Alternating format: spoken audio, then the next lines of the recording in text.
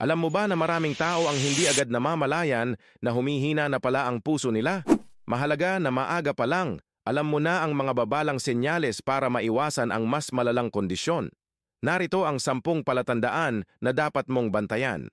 Una, madalas na hingalin kahit sa simpleng gawain. Ibig sabihin nito, nahihirapan ng mag-pump ng dugo ang puso mo. Pangalawa, madaling mapagod. Kapag kaunting galaw pa lang, ay ramdam mo na ang sobrang pagod. Posibleng may problema sa sirkulasyon. Pangatlo, pamamaga ng paa, bukong-bukong o tiyan.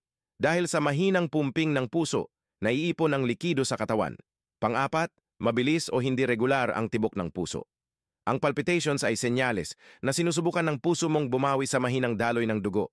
Panglima, madalas na ubo lalo na kapag nakahiga. Maaring may fluid buildup sa baga dahil sa heart failure. Pang-anim, panghihina o pagkahilo. Ibig sabihin, hindi sapat ang dugo at oxygen na umaabot sa utak at katawan. Pampito, mabigat ang pakiramdam sa dibdib. Isa ito sa pinakakaraniwang senyales ng mahinang puso o bara sa ugat. Pangwalo, pagkaputla o panlalamig ng kamay at paa. Dahil sa mahinang daloy ng dugo, hindi na aabot ng oxygen ang mga dulo ng katawan. Pangsiyam, hirap matulog o madaling magising sa gabi.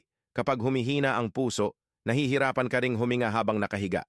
At pang-10, madalas na walang ganang kumain. Kapag bumabagal ang daloy ng dugo, naaapektuhan pati ang digestion. Kung nararanasan mo ang ilan sa mga senyales na ito, huwag ipagsawalang bahala.